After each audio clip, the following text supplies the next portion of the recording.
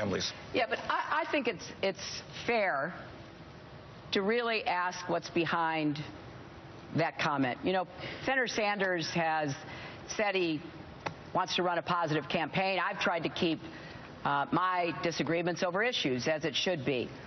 But time and time again, by innuendo, by insinuation, there is this attack that he is putting forth, which really comes down to, you know, anybody who ever took donations or speaking fees from any interest group has to be bought.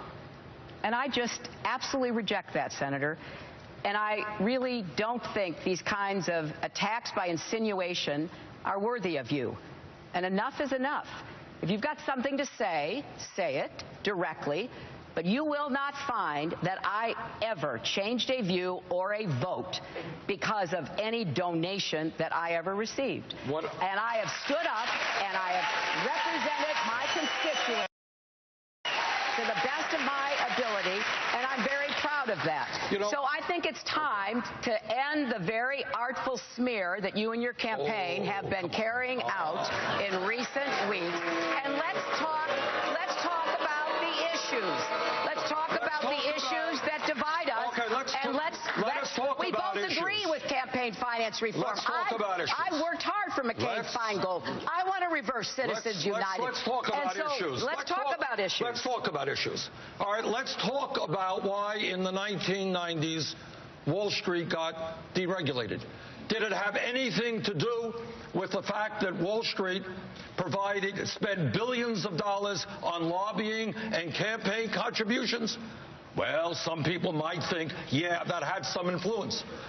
Let's ask why it is that we pay by far the highest prices in the world for prescription drugs, and your medicine can be doubled tomorrow, and there's nothing that the government can do to stop it. You think it has anything to do with the huge amounts of campaign contributions and lobbying from the fossil fuel industry? Let's talk about climate change. Do you think there is a reason why not one Republican has the guts to recognize that climate change is real and that we need to transform our energy system? Do you think it has anything to do with the Koch brothers and ExxonMobil pouring huge amounts of money into the political system? That is what goes on in America.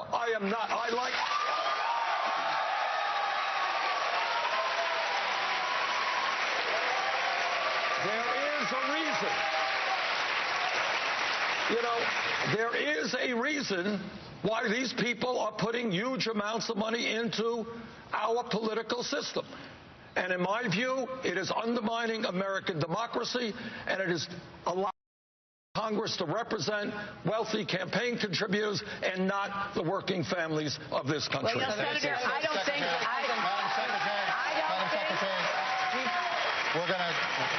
think you could find any person in political life today who has been subjected to more attacks and had more money spent against her by special interests, among whom you have named a few, than I. And I'm proud of that.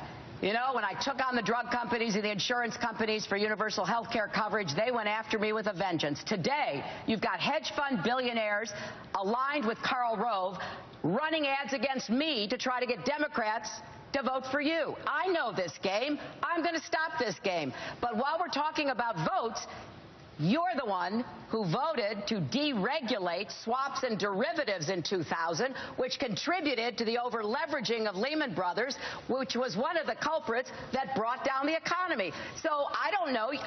I'm not impugning your motive because you voted to deregulate swaps and derivatives. People make mistakes, and I'm certainly not saying you did it for any kind of financial advantage. What we've got to do as Democrats, is to be united to actually solve these problems. And what I believe is that I have a better track record and a better opportunity to actually get that job done. That's what this election should be about.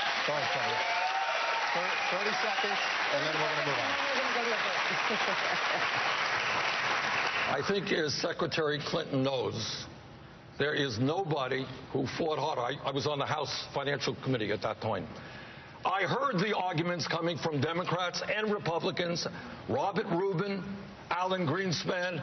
about how great an idea it would be if we did away with Glass-Steagall and if we allowed investor banks and commercial banks and big insurance companies to merge. Go to YouTube today. Look up Greenspan Sanders. Listen to what I told them then. I helped lead the effort against deregulation. Unfortunately, we lost that. The result was the worst financial disaster since the Great Depression. Thank you both. Senator Sanders, Secretary Clinton, obviously we've touched a nerve. We're going to be back with more on this subject.